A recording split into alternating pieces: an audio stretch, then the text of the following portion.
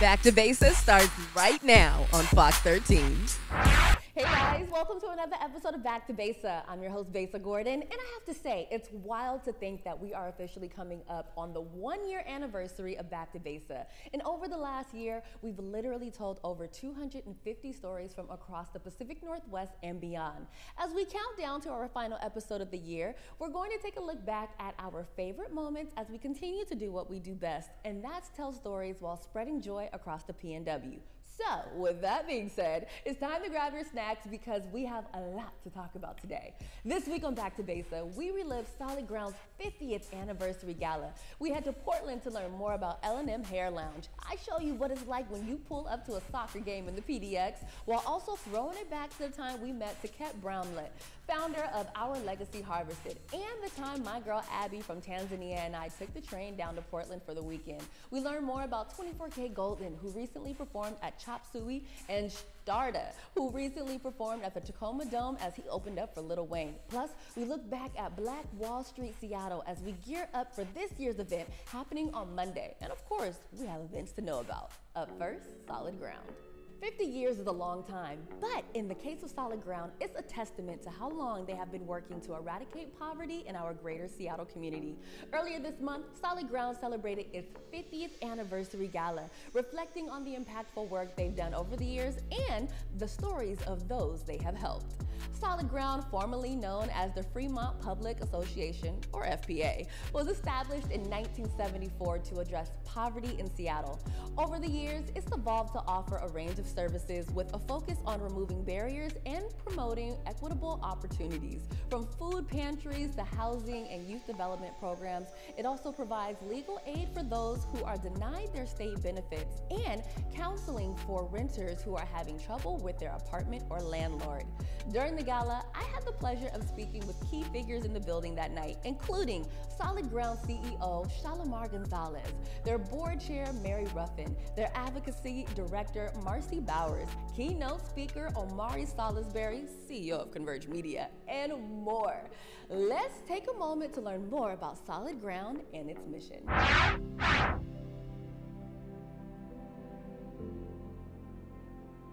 Tonight is our 50th anniversary. We're having a gala. We've got 300 plus people here to celebrate the legacy and the work of the agency. And we're just so excited to have this moment to talk about what we've been doing and where we're gonna go. There is nothing better in my world than working at a place like Solid Ground. The staff are incredible, the volunteers are amazing.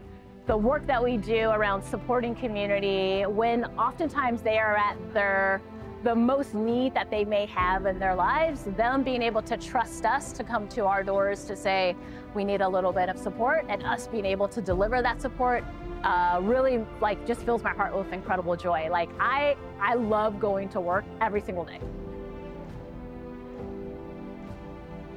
And they have been this amazing organization that has been so forward-thinking through the years that they've actually spawned so many other amazing, thriving nonprofit organizations in the community. But they continue to stay the course. So these other nonprofits have been spinoffs, but Solid Ground has stayed put and has continued to work on eliminating poverty through a number of different really amazing programs. Part of what I love about Solid Ground is that we pair direct service with advocacy and recognition that we will not direct service our way out of poverty. We need systemic structural change at the same time. Solid Ground serves the Seattle and King County community in a wide variety of ways. They help with food access and nutrition education. They help people with rental assistance and help prevent foreclosure and people falling into homelessness. They provide transit, and we do system advocacy at the state and local level. We want people to feel seen, and we want people to feel supported without having to repeatedly explain their trauma to multiple providers. In Vision 2030, we imagine community members are resilient because they have access to culturally competent behavioral health services in both quality and quantity. Under Shalimar's direction, we continue on for more decades to come. And with that vision and that passion that Shalimar and leadership and staff have to continue to be there with the people that are at the margins and invisible to some people. This evening, I'll venture to do something I've never done before with an audience this big and so many faces that are new.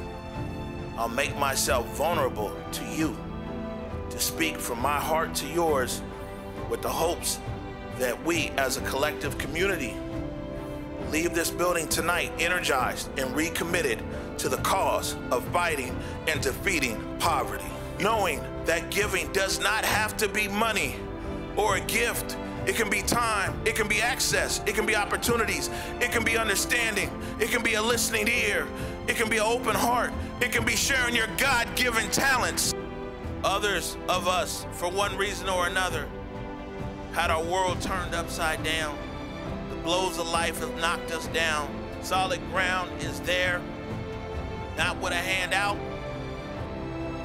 not with a hand up, but with a hand extended, holding that all-important tool belt to help those most in need with the tools required to not only get up again, but to thrive in their purpose.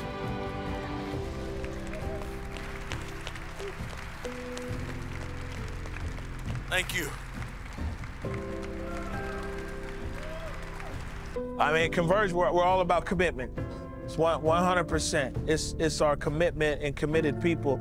And, you know, 50 years of doing what they're doing, what they've been doing, their commitment is there. Shalimar is an exceptional leader.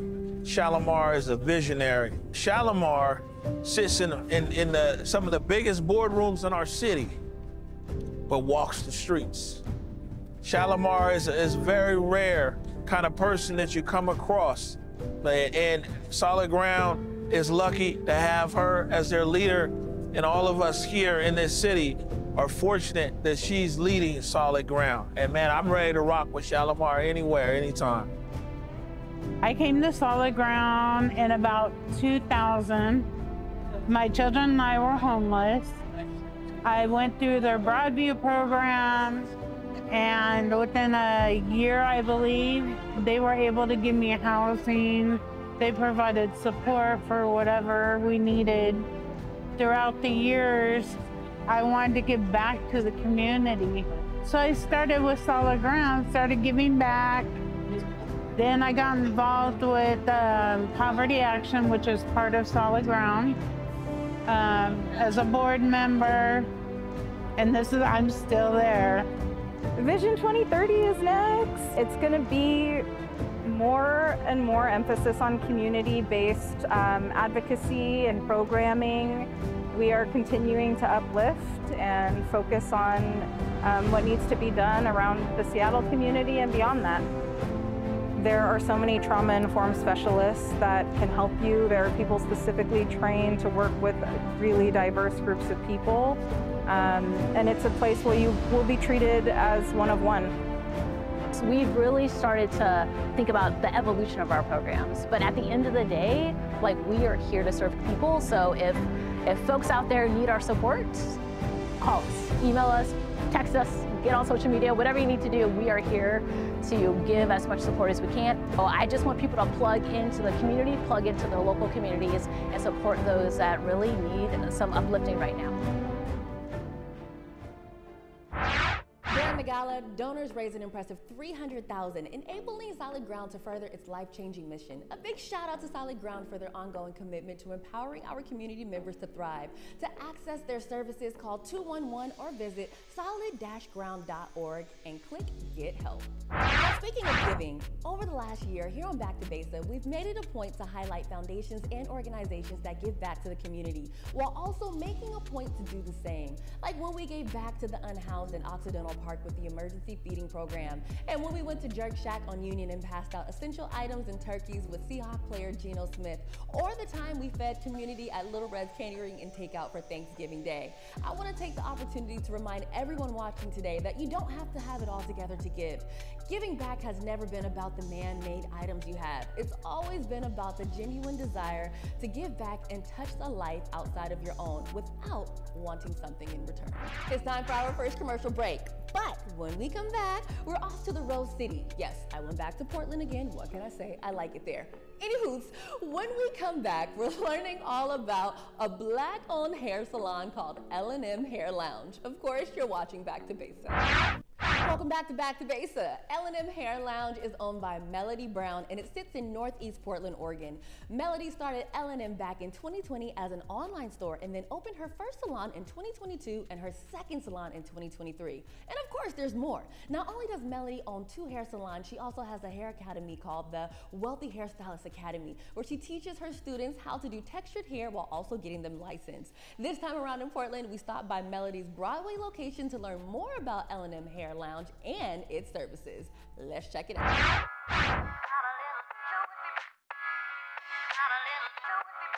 Hey guys, today we are in Northeast Portland, about to head on into L&M Hair Lounge to meet the owner, Melody Brown. Dude, they do wigs, weaves, braids. They even get your locks right and more. Dude, we're about to go inside, chat with Melody, and find out why this is the place that you want to go when you come to Portland and get your hair done. Come on.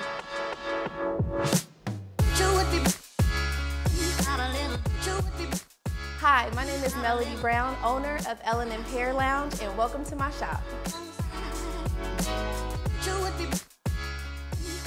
I started my business actually in 2020, and it was just an online store at first. So I started in 2020, literally right at the start of COVID, and then I got my first salon in 2021. We offer a lot. If y'all seen our menu on the back, it is extensive. But we offer anything from natural hairstyling, so twist. We also do locks. We do all types of braid styles.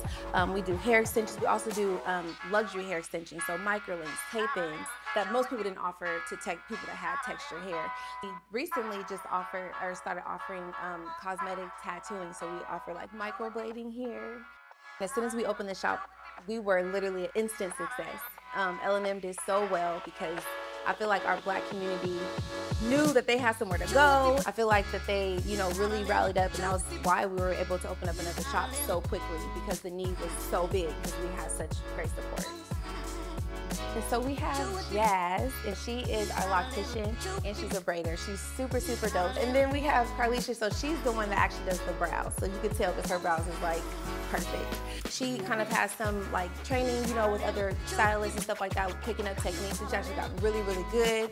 And then we have Riley. She's pretty new to our team. She's my assistant. She's so great. I would not be able to delegate myself or do what I do without her. So she's like a mess. And then we have Amber. She's super she's been in the game for a long time. And we can go to her with any questions about hairstyles. She knows everything. She's so good, literally at everything. So yeah, we can kind of go to her for any and every style. She's great. You can come to L&M. We are literally located in Beaverton. It's only a 30-minute drive, and that's the suburbs. So we're not super far if you're on the west side. And then also if you're in deeper in the numbers, Southeast, we have a shop over there. So I feel like we're pretty much, they can get to us pretty easily, no matter where you are in the city. This is a place that you can come and you can feel welcome and you can feel supported. I know that sometimes our hair may be a certain way, or, our confidence is low, but you can always come in and you will feel loved, you will feel welcome. So the Hair Academy, it was pretty much born because there wasn't a career pathway for people that wanted to do textured hair. I wanted to create a pathway for people that would have a lower barrier to entry, super, super inexpensive, and they get licensed, and there's job placement afterwards. During the program, it's 13 to 17 weeks, and they learn fundamentals in theory, braids, locks, hair extensions, natural hairstyling. If you're watching and you wanted to be a part of it, or you wanted to help some of the students that we have, you can always help sponsor them. You know, just supporting them and just sharing the word about the Academy, you know. Black joy to me is when you can get up, feel good, walk around and see representation. I think that's Black joy, is being able to like see other people really growing and elevating. You know, as often as I've come to Portland, I've always wondered, where do the girlies go to get their hair done?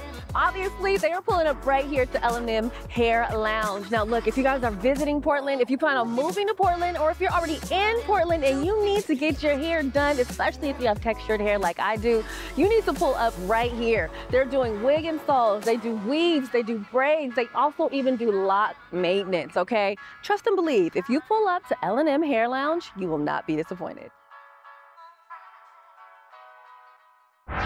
I definitely plan on stopping by L&M Hair Lounge next time I'm in Portland. I think we all have gone out of town and wish that we knew of a place to get our hair done, and I'm hyped to know I found a spot in Portland. Plus, it's not that far from Hotel Vanch, which is the official hotel of Back to Besa. And when it comes to her hair academy, I love that Melody took it into her own hands to teach others how to do textured hair, while also getting them licensed after noticing schools don't teach students about textured hair, which was a shock to hear, but not a total shock when you think about it. Anywho, shout out to you, Melody, for not only doing what you love, but creating a space for others to do the same.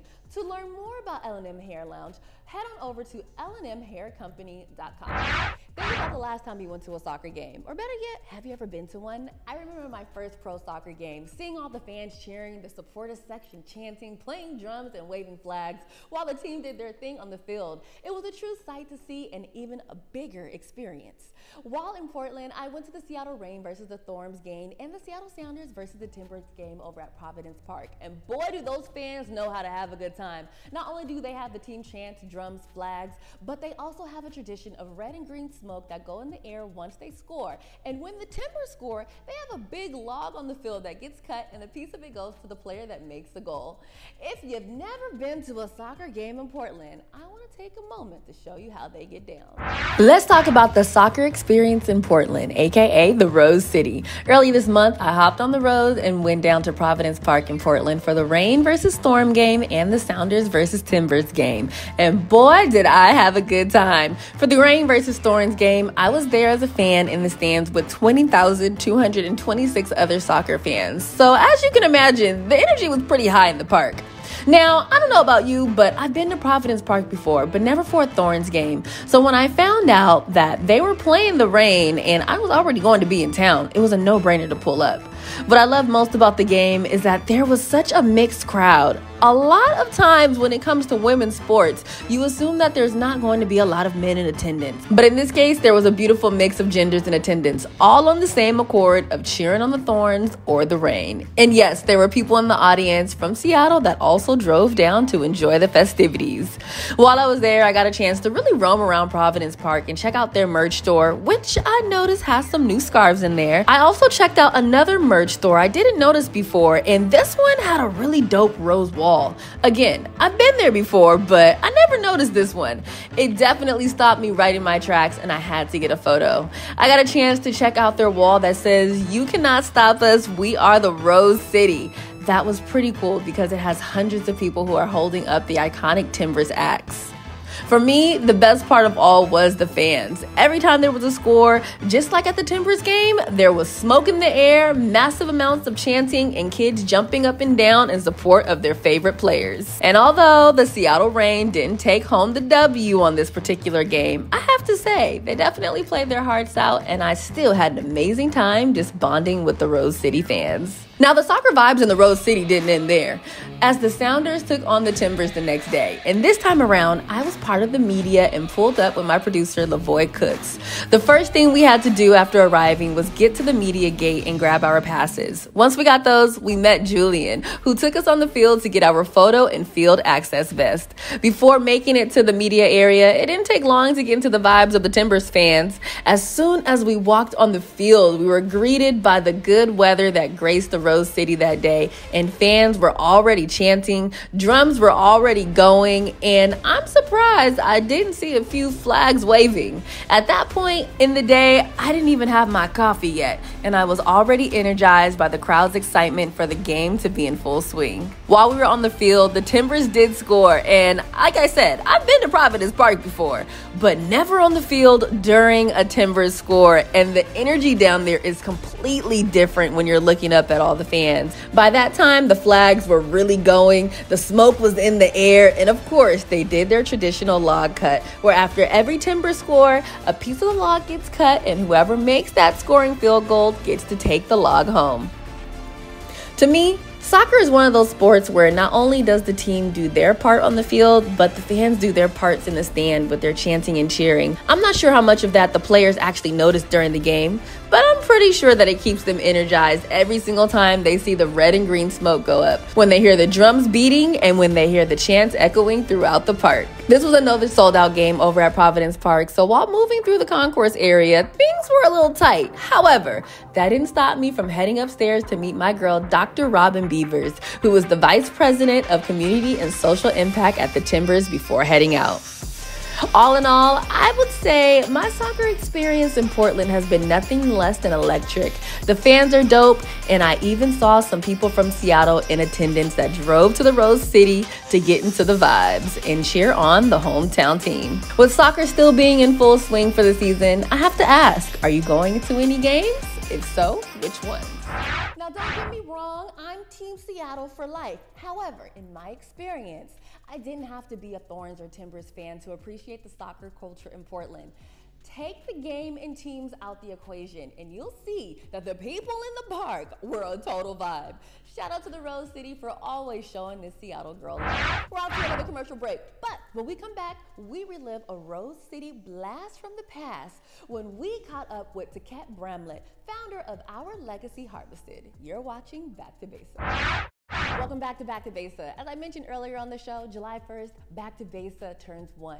And since we just finished talking about some of the things I got into earlier this month when I went down to Portland, we wanted to take a moment to look back at the time we met Tiquette Bramlet, founder of Our Legacy Harvested, a nonprofit which she founded back in 2020 to educate, advance, and empower the BIPOC community in the wine industry. Our Legacy Harvested works with individuals at any career level to advance their knowledge, expertise, and opportunities in wine. So, if you've ever wanted to get into the wine industry but didn't know where to start, this one is for you. Hey guys, Besa Gordon here. We are in Portland and I am with Tiquette, who is the founder of Our Legacy Harvested. Tiquette, tell us a little bit about what your foundation is. Yeah, so Our Legacy Harvested is a nonprofit that focuses on bringing people of color into the wine industry, and we provide housing, transportation, and education for them for 4 months. That's so dope.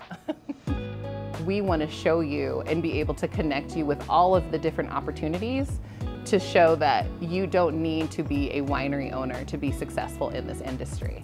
We want to find the thing that's going to resonate the most for you. So you do come for harvest for 4 months. It's part of the reason why we want you to be able to tell the story of vine to wine.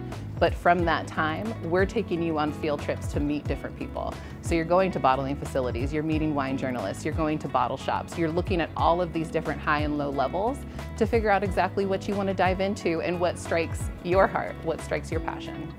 We're entering this new generation of the wine industry where we're welcoming in a whole new generation of wine drinkers. And again, saying you don't have to talk about it and use these crazy descriptors that you've never heard of or never used. We want to start with the basics. Do you like it? My hope is that wineries will have the tools at this point to be able to say, we know what avenues we need to take in order to bring people in. We know what we need to do in our culture, in our workspace to bring people in. Labor Day weekend, we're going to be hosting our 4th annual block party, which is crazy to say. It's going to be out in McMinnville, and we're going to have about 35 vendors coming out, all BIPOC producers. And from 3 to 9, we're just going to be having the best time celebrating community and our incoming interns. As I've always said, just have fun with it. And if this is something that you really want to learn more about and truly get into, you already know Our Legacy Harvested is going to get you right. Yes. If you block party last year, don't worry, their 5th annual block party is on August 31st. So, although you haven't missed it, you should definitely add it to your calendar now so you don't forget. To learn more about our Legacy Harvested, head on over to legacyharvested.com. We're off to another commercial break, but before we go, we're doing one more PDX blast from the past, and this time it's all about the time I took my girl Abby from Tanzania on the Amtrak train from Seattle to Portland. While there, we met Dr. Robin Beavers, Vice President of Community and Social Impact for the Portland Timbers over at Providence Park, and I made sure she pulled up the Trap Kitchen PDX to try some of my favorite dishes there. And when we come back, we're tapping in with 24K Golden, who just performed at Chop Suey, and Starda, who performed at the Tacoma Dome and opened up for Lil Wayne. Of course, you're watching Back to Besa. One thing about me, I'm going to keep it moving. And last weekend, I did just that with my good sis, Abby, as we hopped on the Amtrak Cascades train and headed to South Portland, Oregon, the Rose City. Abby is on the radio as well on 92.5 Mjini FM in Tanzania and Zanzibar. So it was cool to link up with someone who has the same passion as me, but from the other side of the world. Once we got to Portland and checked in at the Hotel Vance, we hit the ground running, literally. We headed over to Providence Park in downtown Portland, which is the home of the Portland Timbers and Thorns professional soccer team, where I caught up with Dr. Robin Beavers, their Vice President of Community and Social Impact, and learned all about her work using soccer to connect to the community. Oh, and I also saw this huge log. Next, me and Abby were off to the Moda Center to catch up with my big bro, DJ OG1, who is the official DJ for the Portland Trailblazers. And yeah, that's me, vibing on the big screen in the DJ booth.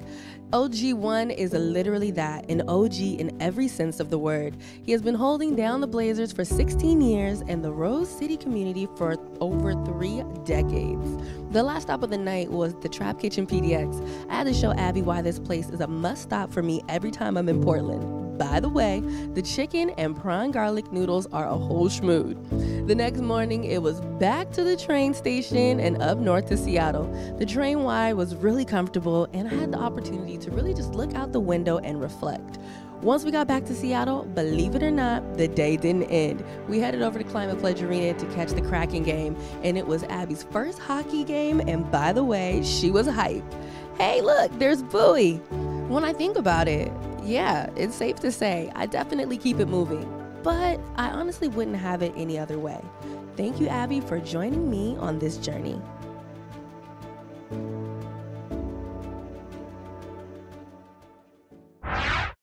Welcome back to Besa. Last week, I got a chance to catch up with Staten Island artist Starda, who opened up for Lil Wayne when his tour came to town over at the Tacoma Dome last Friday.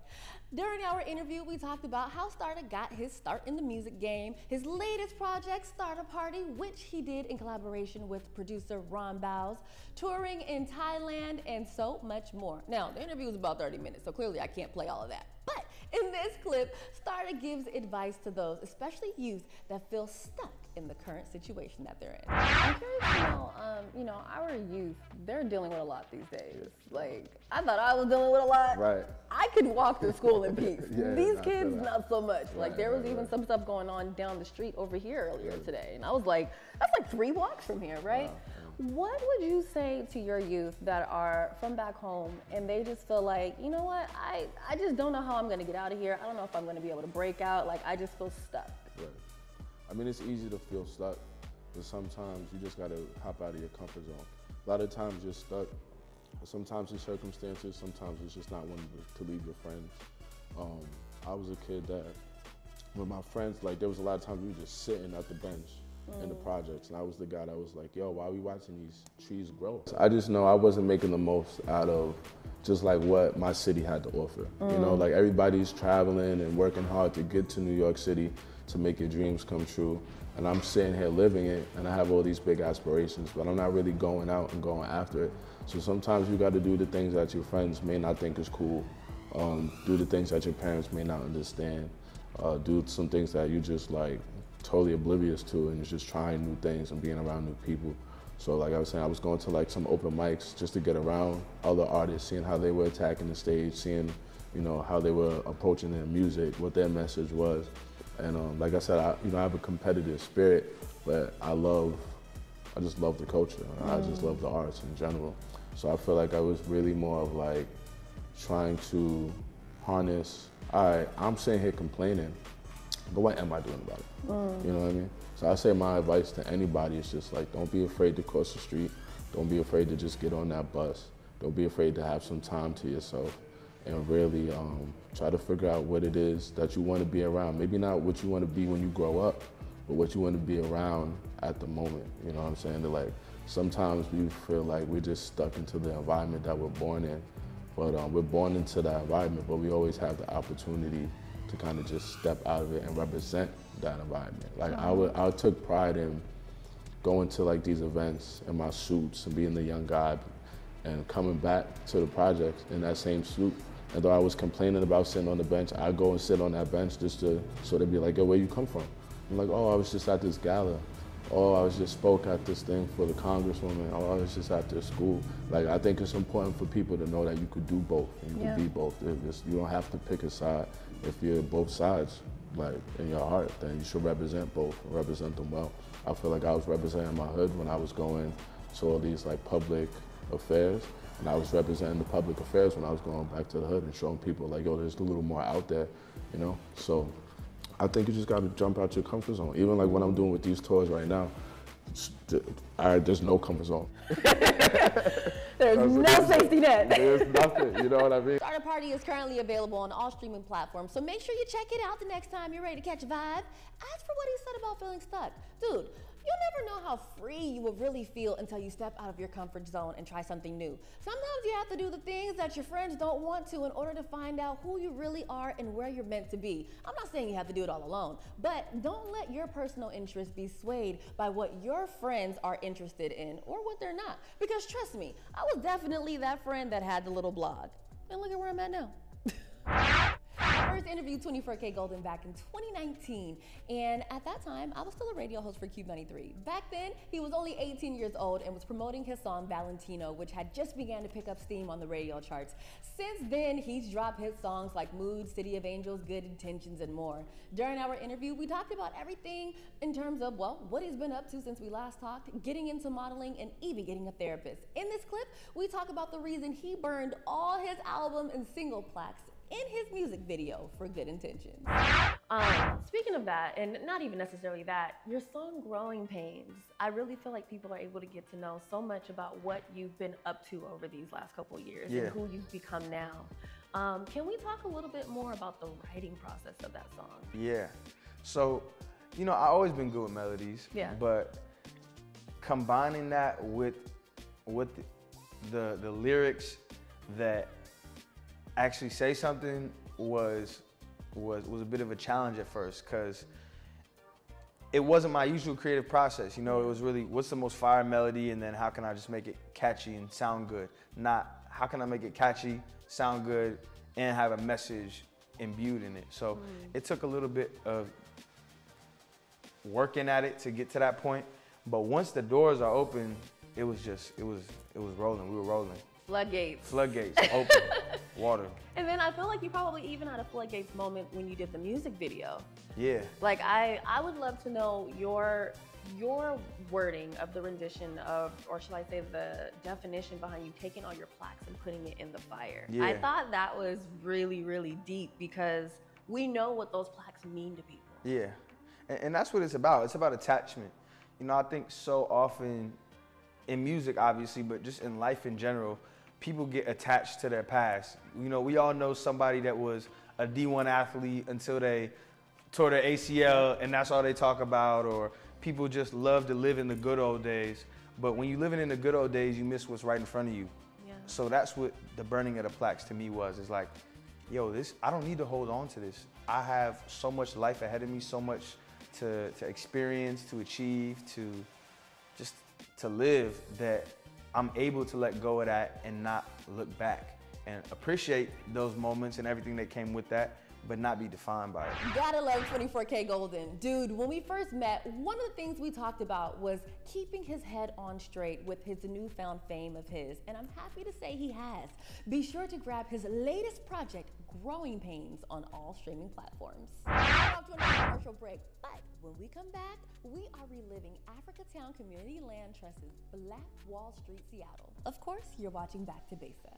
Back to Besa. Each year, Africatown Community Land Trust holds a Black Wall Street event on 23rd and Jackson to celebrate the legacy of our vibrant communities and honor the resilience of the people who continue to build vibrant and thriving businesses and communities in spite of the barriers they face that attempt to impede those efforts. Last year, our cameras were there to capture the Black Joy-filled occasion. And with this year's event coming up this Monday, we wanted to take a look back at last year's Black Wall Street. Facing the rising sun of a new day begun. Let us march on till victory is won. What's up, everybody? I'm Trey Holiday. Welcome to Black Wall Street. We have about 102 different Black businesses here.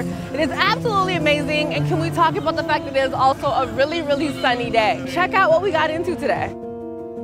Today we have a bunch of Black vendors. There's over 100 vendors here today with products and services lining up Jackson Street, really celebrating the history and the legacy of Black Wall Streets all over the country.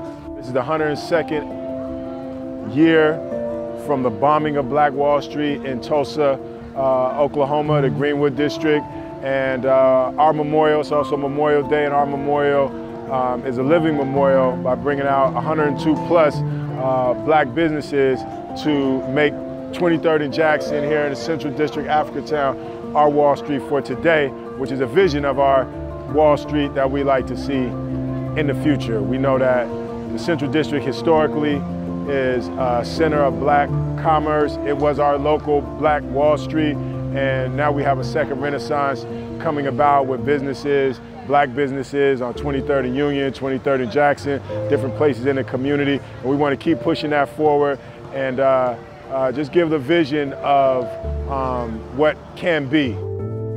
There are people out here selling clothes. You got a bunch of food vendors in the back. You also have a lot of products out here like body butters, shea scrubs, hair products. There is a ton of things that are out here, even some accessories for those who like to get jazzy. We have the ability to bring out all these products that you wouldn't see anywhere else. I mean, you're talking about innovation in a lot of these business owners. They're producing things that you're not gonna get nowhere else, and sometimes you even will get something that's one of a kind, as I like to do. You know what, come out, support local businesses, but not only that, get connected with them. Find out where else they are when they are doing their business. Find out, you know, how to connect with them online and how to continue to support them. This may be an introduction, but use it as a springboard and a launching pad to build relationships and create more community connectivity. We are still on Jackson, signing out from the 2023 Black Wall Street. Today was amazing. The sun was out, sky was actually blue, okay? I had an amazing time. Like I said, I got some perfumes, I got some barbecue sauce, I had some food, I had an amazing time, and I also met some really dope people, and also had that family reunion vibe. You know, when you're from the city and you come back up here for an event, you really run into your family that you haven't seen for years. So I'm so happy I was able to come up here. If you didn't make it this year, make sure you come next year.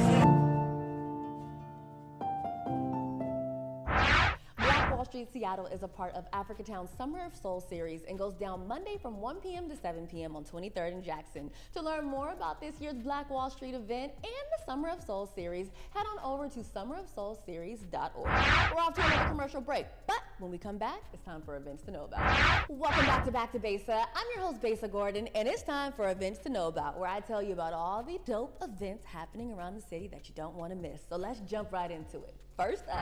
So June 14th and 15th, Sherry Shepherd will be at Nate Jackson's Super Funny Comedy Club. June 15th, there is an Empower and Connect Entrepreneur Fitness Mixer happening at Hotworks Fitness over in University Place. Now, YG and Doughboy are coming to Showbox Soto on July 12th for the Just Read Up tour. And that same day, Talib Kweli will be over at Nectar Lounge. Now, Bacon, Eggs, and Kegs is going down July 1st and 2nd over at the Muckleshoot Heritage Plaza at Lumen Field. August 2nd, you can catch Jacquees over at Showbox Soto. 85 South is pulling up to Wamu on August 4th. Janae Aiko, Koila Ray, Tink, Kiana Lede, and more. Yes, honey, this one's gonna be good. Will be over at Showbox Soto on August 8th. And I'm not gonna hold you, I feel like that one's gonna sell out fast, so definitely grab those tickets ASAP. On August 10th, Amine's The Best Day Ever tour is happening over at McMiniman's historic Edgefield Manor. BTW, this is in Portland. Kevin Hart is bringing his Acting My Age tour to WAMU on August 23rd. I'm not gonna hold you, I have a feeling this one might change venues soon, unless, you know, he just kind of wants more of an intimate setting, but that's just me. And of course, we talked about this earlier in the show, but this Monday is Black Wall Street happening on 23rd and Jackson, so don't miss out. All right, guys, as usual, that's it for this week's events to know about. Hopefully you found something dope to do around the city. And of course, if you have an event that I should know about, send me an email at backtobesa@whereweconverge.com. All right, guys, it's time for our last commercial break of the show. But of course, when we come back, it's time for Affirmation of the Week. Welcome back to Besa. If you're new to the show, each week we like to end the show with a quote, mantra, or affirmation. Earlier this week, I was watching one of Eric Thomas's motivational videos, and he said something that made me be like, oof. He said, you're saying you want to be great, but on the other hand, you are comfortable with average. Now, I don't know who that was for, but I feel like it just hit you in the gut in the best possible way, okay? Let's all make a promise to ourselves that we will no longer use phrases like, this will do, that's good enough, it's cool, I can make it work, or better yet, I'll do it tomorrow. You can't say, I want to be the GOAT, but have the tendencies and mindset of someone who's okay with being comfortable, someone who's okay with just doing the basics, someone who isn't ready to go the extra mile. Eric Thomas also said, don't cry to give up. You're already in pain. You might as well get a reward for it. I don't know what your reward is, friend, but you have to be willing to sacrifice who you are in this current state for who you will become, who you were truly born to be. And let me tell you for sure, it was not average. You weren't even born to be great. You were born to be excellent. So what are you willing to sacrifice to be excellent? Now, I'm not gonna hold you, friend. I don't know what that is for you, but I do know your future is waiting for you to do it.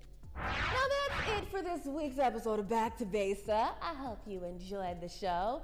Of course, if you have anything that you want me to know about, you already know what to do. Shoot me an email at backtobesa@whereweconverge.com. And until next week, I really do want to thank you all for watching Back to Besa. Like I said earlier, we are coming up on 1 year, okay? July 1st. It is right around the corner. So look, as usual, I want you to have an amazing rest of your day. And of course, keep that energy high.